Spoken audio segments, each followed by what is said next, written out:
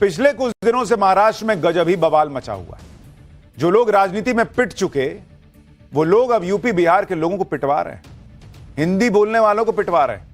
और इसे देखकर खास करके हिंदी भाषी यूपी बिहार के लोगों में बहुत गुस्सा है। लोग यहां तक कह रहे हैं कि यूपी बिहार आके दिखाओ ना, पटक के मारेंगे तुमको। लोगों का गुस्सा इसलिए है क्योंकि सालों से लोग यही तमाशा देख रहे हैं और अब लोग कह रहे हैं कि यह नौटंकी बहुत हो गई, अब बर्दाश्त नहीं करेंगे।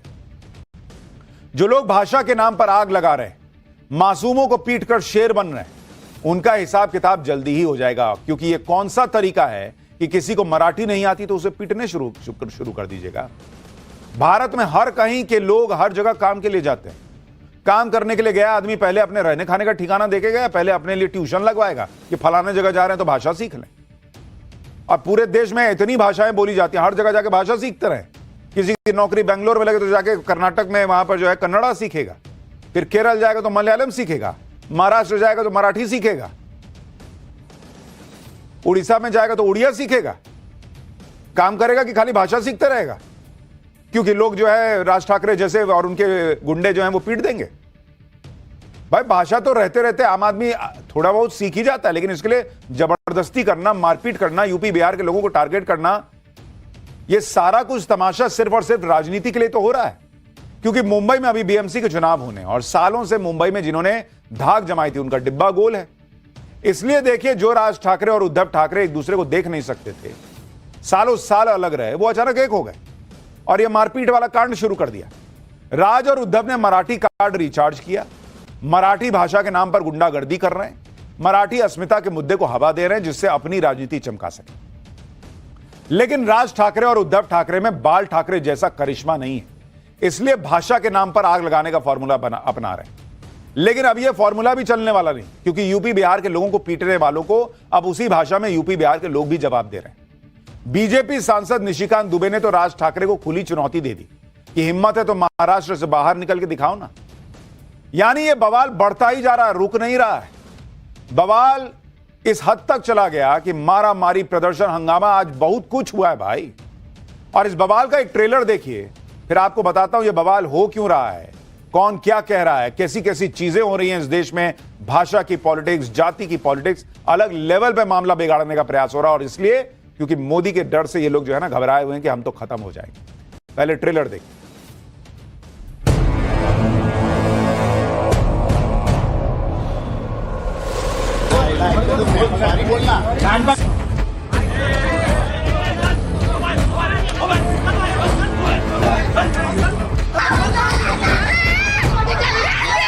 यदि बहुत बड़े बॉस हो तो चलो बिहार, चलो उत्तर प्रदेश, चलो तमिलनाडु, तुमको पटक पटक के मारेंगे। कि दुबे है कौन? दुबे को क्या अथॉरिटी दिया है क्या यहाँ के हिंदी भाषिकों ने? महाराष्ट्र का मिजाज ऐसा है कि इस प्रकार के प्रयोग यहाँ चलेंगे नहीं। जो मराठी आदमी है वो बड़े दिल का है।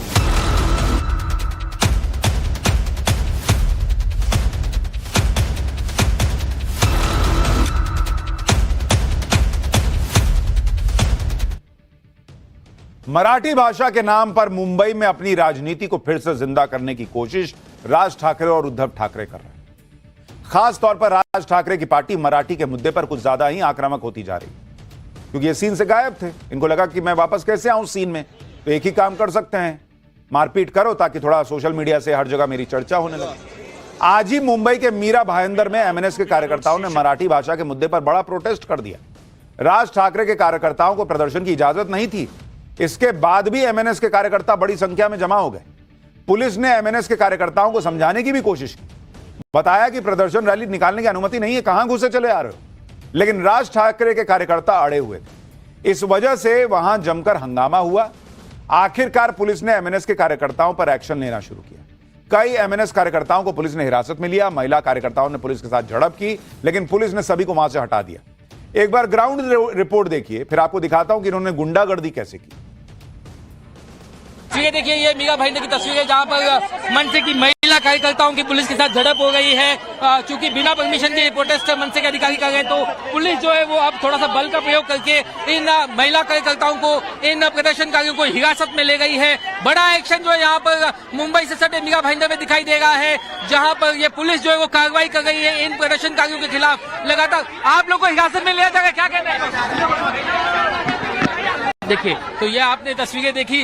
साफ तौर पर मुख्यमंत्री देवेंद्र फडणवीस ने भी कहा कि इस प्रोटेस्ट को कोई परमिशन नहीं थी, कोई इजाजत नहीं थी। यही वजह है कि यहाँ पर इन लोगों को हिरासत में लिया जा रहा है। और सैकड़ों की तादाद में जो मनसे के कार्यकर्ता इकट्ठा हुए हैं, इसके ठीक पहले सुबह 9 बजे तक 45 लोगों को हिरासत में लिया गया था, जिसमें कई कार्यकर्ता, कई नेता मनसे के शामिल थे। उसके बावजूद यहाँ पर जो भीड़ इकट्ठा हुई है, उस भीड़ को काबू में करने के लिए पुलिस जो है वो यहाँ पर कई बल का इस्तेमाल कर रही है।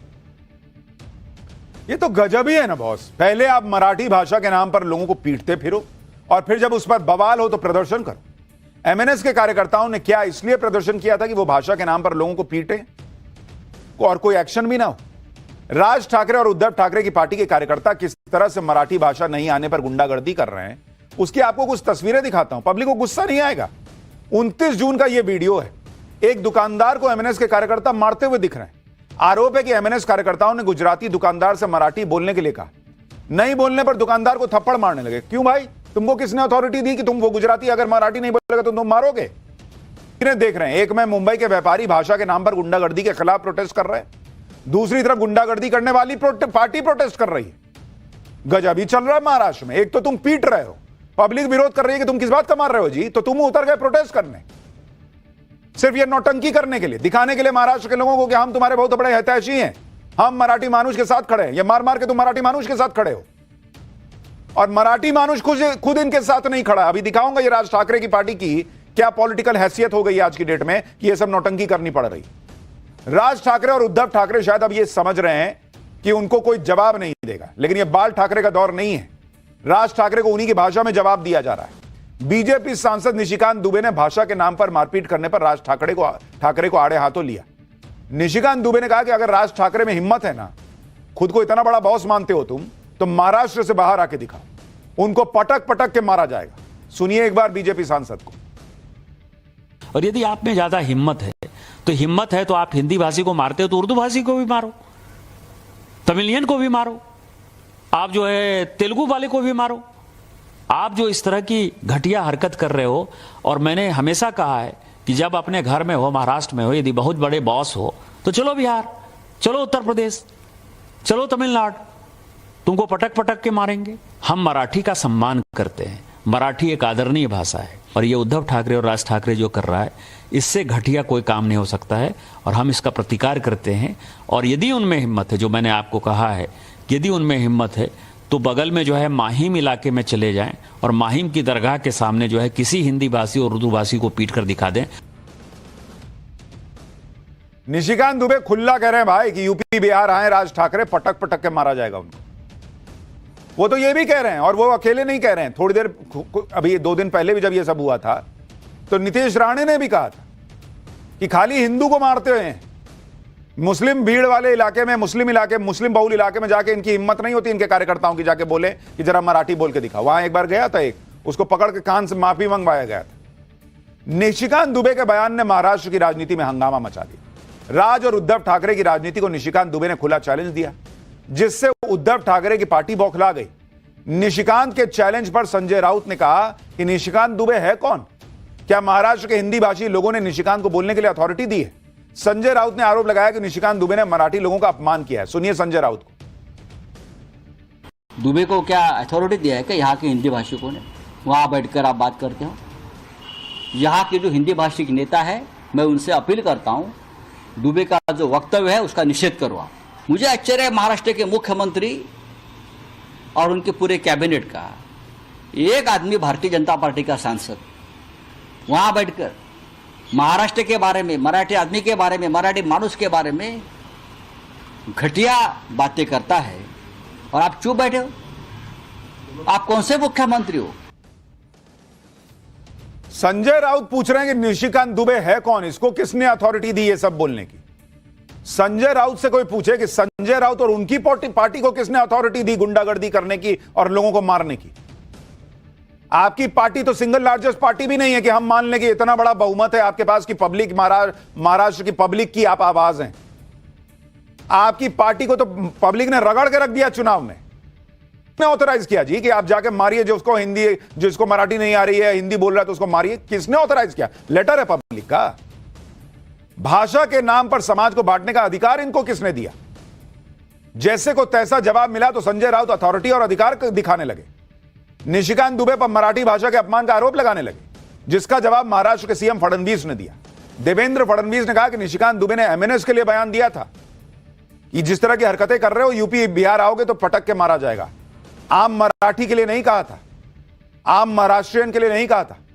हालांकि उन्होंने यह भी कहा कि इस तरह के बयान से बचना चाहिए। सही बात है, इससे लोगों में भ्रम पैदा होता है। एक बार मुख्यमंत्री फडणवीस को भी सुनिए। पहिली गोष्ट तर अशी आहे की निशिकांत दुबे यांचं जर तुम्ही पूर्ण ऐकलं तर ते संघटनेच्या संदर्भात बोलले आहेत। ते मराठी माणसाला त्यांनी सरसकट त्या ठिकाणी म्हटलेलं नाही। तथापि माझं मत असं आहे की अशा प्रकारे बोलणं योग्य नाही आहे, कारण त्याचे जे अर्थ निघतात ते अर्थ हे लोकांच्या मनात संभ्रम तयार करतात।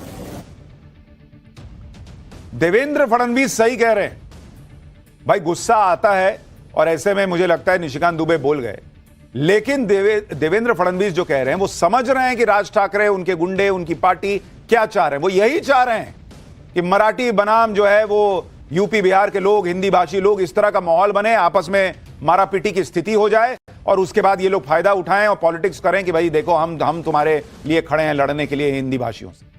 वो तो चाहते ही यही हैं, वो आग लगा रहे हैं।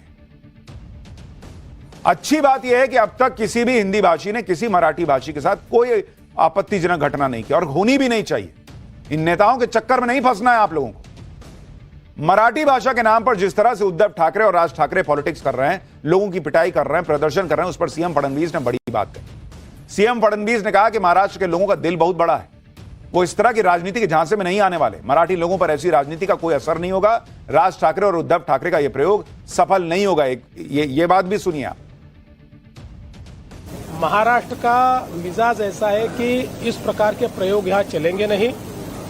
जो मराठी आदमी है वो बड़े दिल का है, क्योंकि भारत पर जब आक्रमण हुआ तो मराठी आदमी ने केवल महाराष्ट्र का विचार नहीं किया, पूरे भारत का विचार किया। इसलिए मराठी आदमी कभी छोटा सोच नहीं सकता, कभी संकुचित सोच नहीं सकता। इसलिए कोई प्रयोग करने की कोशिश भी करे तो नहीं हो पाएगा। राज ठाकरे और उद्धव ठाकरे को महाराष्ट्र सरकार के मंत्री नितेश राणे ने भी चुनौती दी। नितेश राणे ने कहा कि एमएनएस और उद्धव ठाकरे के लोग सिर्फ गरीब हिंदुओं को मार रहे हैं। अगर हिम्मत है तो मराठी नहीं बोलने वाले मुसलमानों से भी इसी तरह का बर्ताव करके दिखाओ। सुनिए नितेश राणे को। मारा ही गया है ना, एक हिंदू को मारा गया है ना, एक हिंदू को मारा गया है, तो मुझे बोलना है कि इतनी हिम्मत जाके नल बाजार और मोहम्मद अली रोड में दिखाओ ना। वो जो दाढ़ी वाले और गोल टोपी वाले क्या मराठी में बात करते क्या? शुद्ध मराठी में बात करते हैं क्या? उधर जाने की, उनको कान के नीचे बजाने की हिम्मत नहीं है। नितेश राणे कई बार यह कह चुके हैं कि राज ठाकरे के लोगों की हिम्मत नहीं है कि वो मुस्लिम इलाके में जाकर मराठी भाषा पर ज्ञान दें। और ऐसा न करने के पीछे की वजह भी आपको दिखाता हूं। कुछ समय पहले एमएनएस का एक असर होगा भी या नहीं, यह भी आज आपको बताऊंगा। लेकिन आप यह देखिए कि अपनी राजनीति बचाने के लिए उद्धव और राज ठाकरे किस हद तक जाने को तैयार हैं। उद्धव ठाकरे कह रहे हैं कि अगर गुंडागर्दी किए बिना न्याय नहीं मिलेगा तो हम गुंडागर्दी करेंगे। कौन सा न्याय खोज रहे हो भाई साहब? हिंदी बोलने वाला मराठी बोलने लग जाएगा आपके बोलने पे, तो कौन सा न्याय मिलेगा? मैं ये जानना चाहता हूं। और राज ठाकरे कह रहे हैं कि मराठी नहीं बोलने पर किसी को पीट रहे हो तो उसका वीडियो मत बनाओ ताकि सबूत ना रहे। यानी अपनी राजनीति और बीएमसी में अपनी सत्ता के लिए मारपीट और गुंडागर्दी का सहारा लेने पर भी इनको परहेज नहीं है। अपने फायदे के लिए महाराष्ट्र को भाषा विवाद में झोंक रहे हैं। राज ठाकरे और उद्धव ठाकरे की राजनीति पर यूपी बिहार के नेता भी बयान दे रहे हैं। बिहार में राजनीतिक पारी शुरू कर रहे प्रशांत किशोर ने कहा कि यह देश राज ठाकरे के पिताजी का नहीं है, यह सभी का है। गरीब लोगों को मारना कोई बहादुरी का काम नहीं है। सुनिए प्रशांत किशोर को। राज ठाकरे का पिताजी का देश नहीं है, यह सब लुम्पन एलिमेंट है। बॉम्बे में अपने घर में बैठकर बाघ बन रहे हैं। राज ठाकरे अपने घर में बैठकर कोई किसी को गाली दे सकता है और ये उनके संस्कार को दिखाता है, उनकी बेवकूफ़ी को दिखाता है।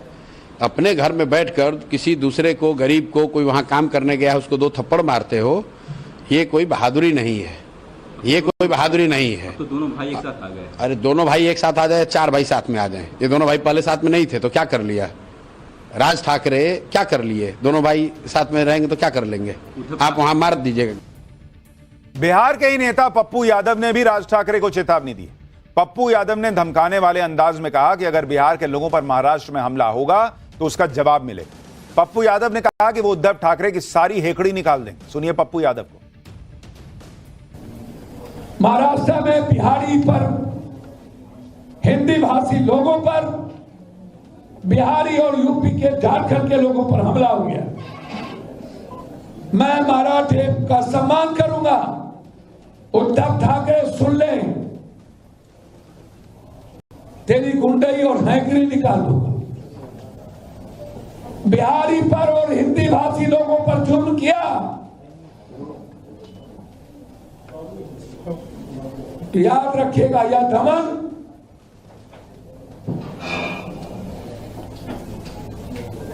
रण बड़ा भीषण होगा, जीवन या मरण होगा,